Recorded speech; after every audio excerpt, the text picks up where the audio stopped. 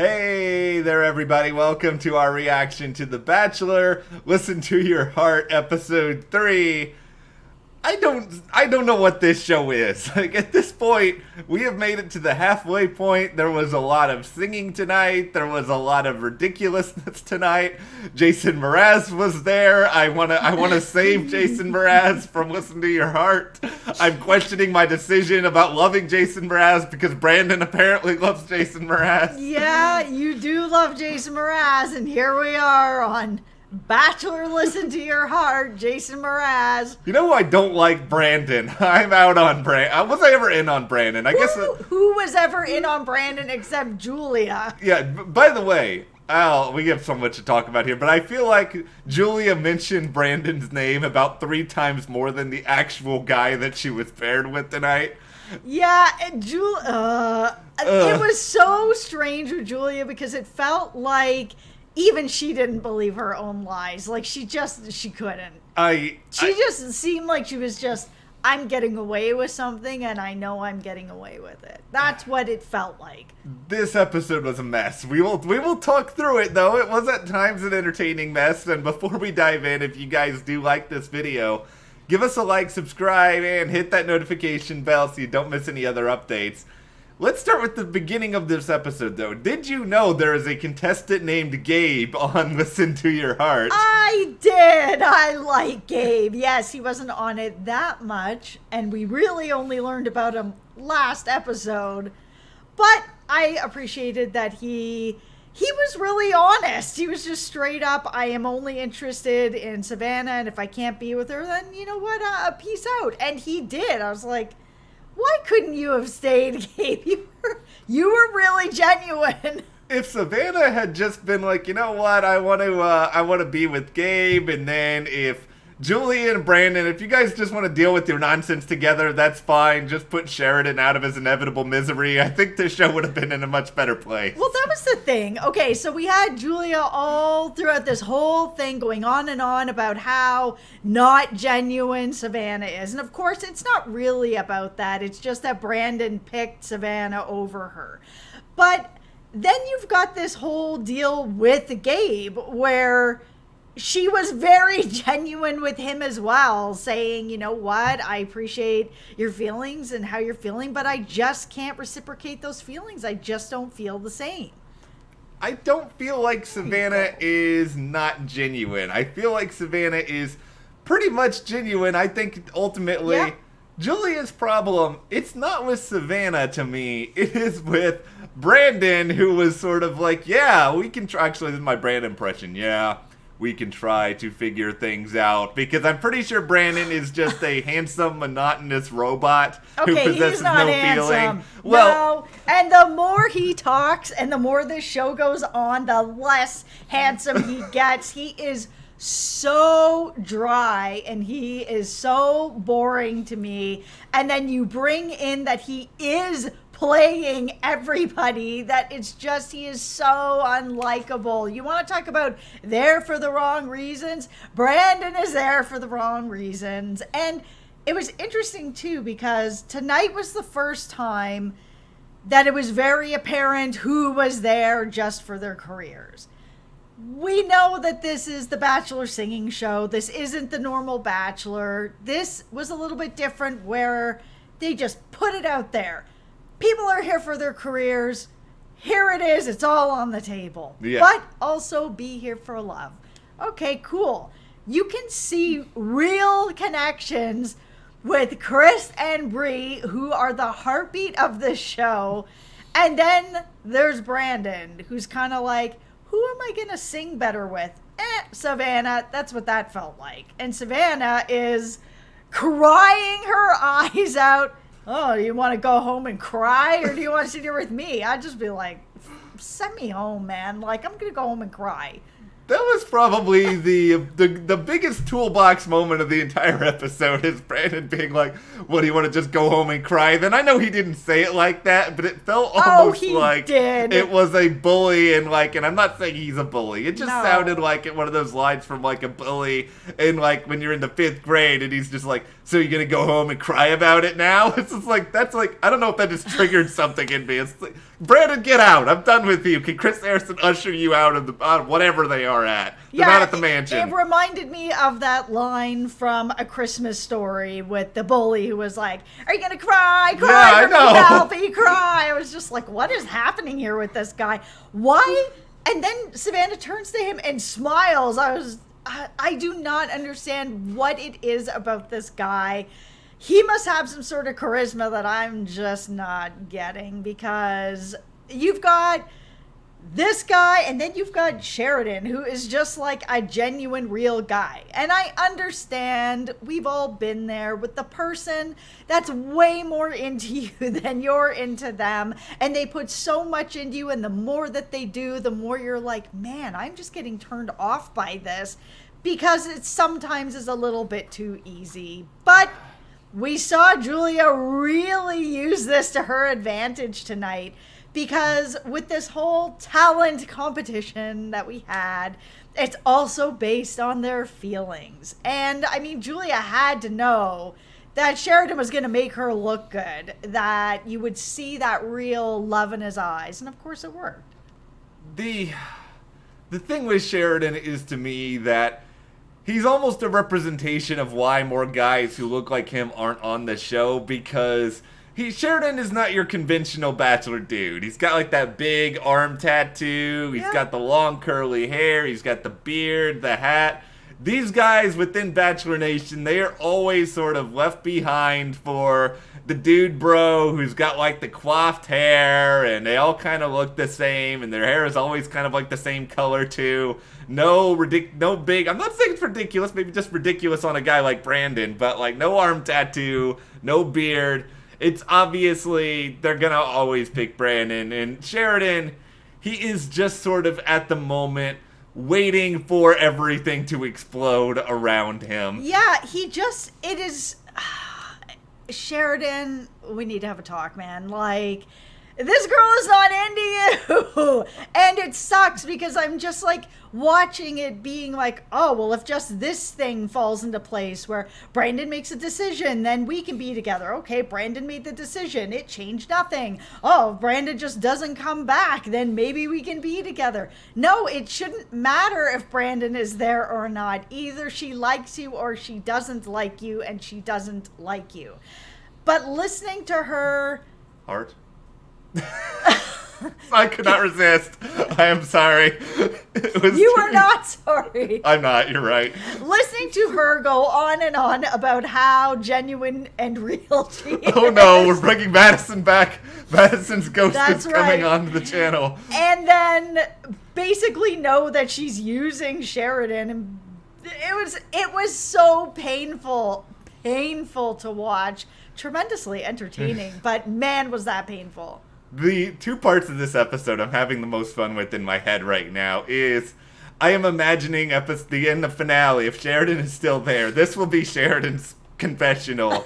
You know, if Brandon ever leaves the show and then leaves the country and then gets married to someone on the other side of the world and then they go into space, I think then me and Julia, we can do this. We can make this work. I'm very curious to know what Sheridan is feeling watching this back right now, yelling at himself through the TV, being like, don't do it! Don't do it! Sheridan is currently outside of his house reenacting the gif of Homer Simpson disappearing into the bushes. That is Sheridan. At least that's what I hope is happening, and that he's not looking back at it being like, man, I really feel like there was something there. Yeah. Please don't be doing that, Sheridan. Yeah, Sheridan's like, if only we had done Bachelor Listen to Your Heart with a different season and Brandon wasn't there, maybe we could find a way to make... It's like Julia, meanwhile, is sort of up here performing her song. Like, Julia, I feel like she could be at the Grammys accepting a trophy, and instead of being like,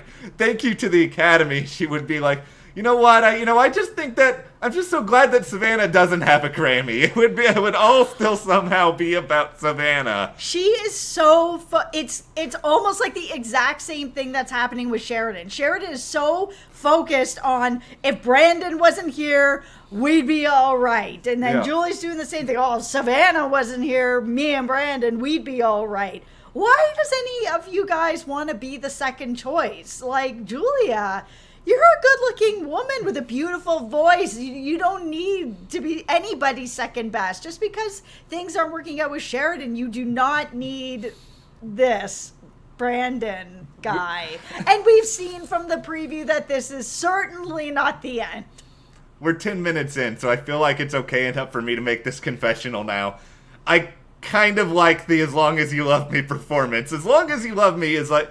it's at least top 5 on the greatest songs if you don't pay attention to what the lyrics are saying. Like, I think it's really awesome until you start to hear, I don't care who you are, where are you from, what you've done. It's sort of like, why don't you care? You should care. This song was made for Julia's feelings for Brandon, and it was made for Sheridan's feelings for Julia. They do not care. They just want to be loved by people that do not love them. And I can't. What are we doing? We're 10 minutes into talking about Julia and Brandon. It's just like, what is this world coming to? I think we're just all going crazy at this point. We've all been home for over a month. But okay, let's talk about something happy, because I think we need something happy in our lives after all of this. So let's talk about Chris and Bree.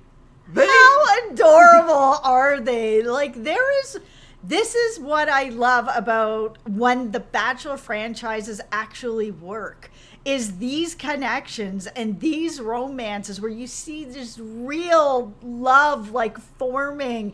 And I'm not trying to put down the Bachelor franchises, but it doesn't happen that often that you see something that is just so genuine just unravel in front of you like this, where it's love. You're actually watching love come together. I am probably in an unhealthy way, like, looking for Chris and Bree to absolve this franchise of the sins of Pilot Pete, of Jed, of everything that we have gone through this past year. It is sort of like, Bree, Chris, they're so sweet, and they care about each other, and it's like they're both so genuinely into each other, and they actually sounded nice when they sang, and I feel like at least 75% of these duets were not good, and I thought that theirs actually was good, and I enjoyed it. Here's the thing. Okay, so when I first heard about this Bachelor singing show, I was really worried that it was going to be What Happened Tonight. So the first 2 episodes where it was kind of like Bachelor in Paradise, but then you had this sort of side of people singing together, and a little bit of piano playing, guitar playing, and music and whatever. I was like, this is really good, actually. I like this. I was worried this was going to be Bachelor talent show, and then tonight's episode happened. I was like, oh, it's all happening.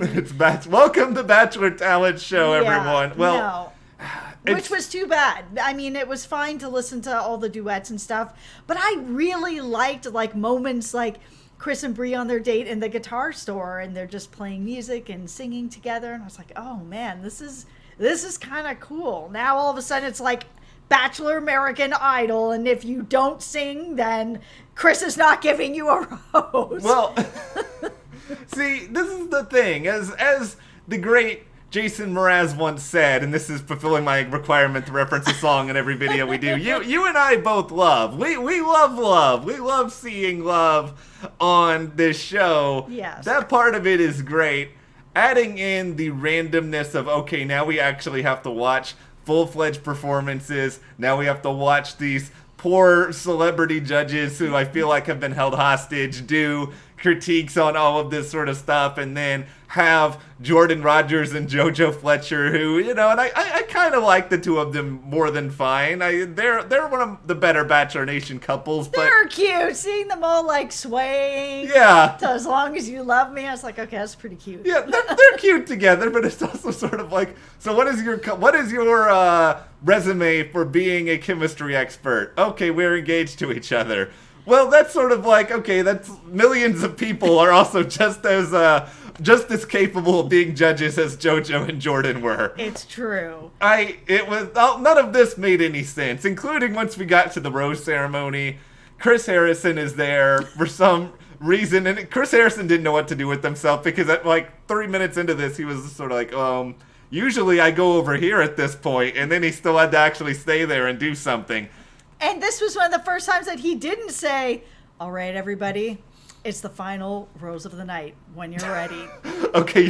That's me. And then gave out his roses. I was waiting for something like that because he has a really good sense of humor with some stuff like that. So there was a moment that I was waiting for him to pull that and then be like, end it, and I'm going to do it.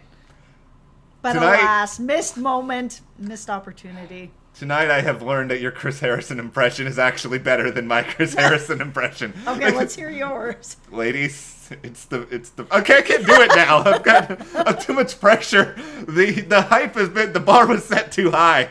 It's something like this, the final rose. I can't do it. All right, out the window. That's your Tony. Yeah, okay. From Survivor. Yeah, but Tony needs to come in here, bring a ladder up here to pull us out the window and save us from the rest of this. But no, we're committed. We are invested in Chris and Bree, and we will be here for you until the very end. Which I almost forgot. We're at like the halfway point. There's only a couple episodes left. This is very short. I was trying to remember there for a second who was actually eliminated, because I literally almost forgot Chris. Wait, no, the name's not Chris. Danny and Becca. No, Chris is still there. He has not been eliminated yet. Danny and Becca, did you know there are contestants named Danny and Becca on Listen to Your Heart?